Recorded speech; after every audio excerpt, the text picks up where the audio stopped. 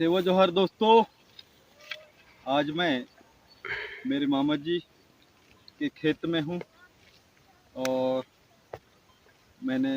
मुझे लगा, वैसे मैं हमारी चीज़ों को दिखाने का कोशिश मेरा लगातार जारी है और उसी तारतम्य में आज घर का खेर बारी, घर द्वार परिवार में मिलने का मौका एक नसीब ही होता है हमारे लिए। तो मैं सोचा क्यों नहीं आज खेत में आया हूँ तो ये हमारे खेत का दृश्य आपको दिखाऊं। और मैं मेरे मामा जी के खेत में हूँ मैं। और ये जगनी का फसल, जगनी, तिली, राहर, उड़द, हमारा पारंपरिक, हमारे पुरखों का तंदुरुस्ती का, ताजगी का, दीर्घ आयु का, निरोग जीवन का राज इन्हीं में छुपा है। वो खेत में हूँ, इसलिए भी मैंने चाहा कि आप तक ये वीडियो पहुंचाऊं। और ये कोदो दाना, जो कि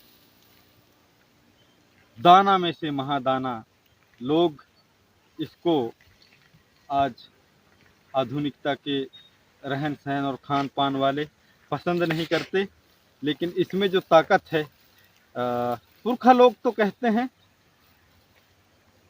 कि ये कोदो दाना को खाओ, लेकिन हम इस चीज़ को, अच्छा चीज़ खाने वाले पसंद नहीं करते। लेकिन सच्चाई ये भी है कि हम कोई भी बीमारी तकलीफ में डॉक्टर के पास जाते हैं ना, तो डॉक्टर भी बोलता है कि कोदई खाओ। इसमें वो ताकत है, तमाम तरह के लोह तत्व, गुण तत्व और सब कुछ, प्रोटीन, वसा, सारी चीज़ समाहित है इस चीज़ में।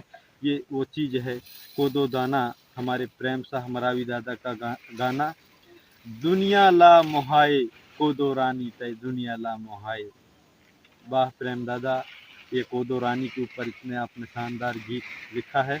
और ये कोदो रानी, इसमें इतना ताकत है, ताजगी है पुरखों का, क्या कह दूं मैं।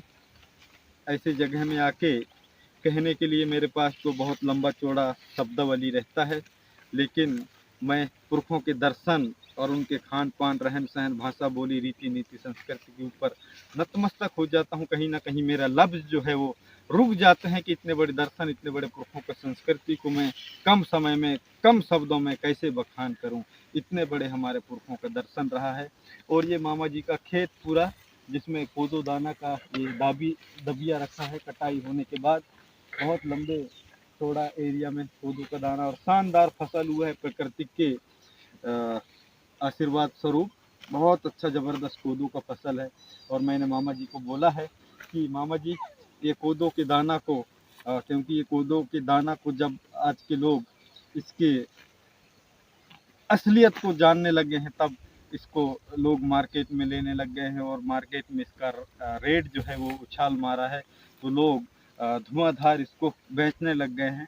मैंने मामा जी को कहा है, और बोते समय भी मैं बोला था कि मामा जी कोदो डालो ऐसे करके, तो कोदो पका है और ये नहीं बेचेंगे, कहीं ना कहीं हम ही खाएंगे इसको, है ना। तो बहुत शानदार। और ये महुआ का पेड़,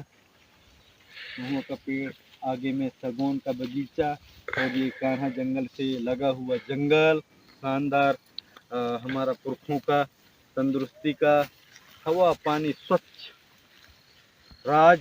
और ये मामा जी के खेत में बहुत ही सुंदरता के साथ धान की फसल के बाद जो मेड़ होता है, उस मेड़ में लगा हुआ ये राहर का फसल बहुत ही जोरदार।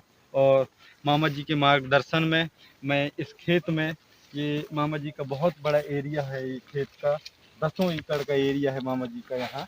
तो मैंने ये सागौन का पेड़ भी मामा जी के मार्गदर्शन में लगाया हूँ, जो कि सागौन का पेड़ इतने इतने बड़े हो गए हैं। और कुछ एक पेड़ अच्छे बड़े भी हो गए हैं, बहुत अच्छे अच्छे पेड़ हो गए हैं। ऐसा हमारा गांव का दर्शन जिसे मैं दिखाना चाहा हूँ। और ये मेरी गुड़िया परेशान कर रही है, कोयांसी मरकाम।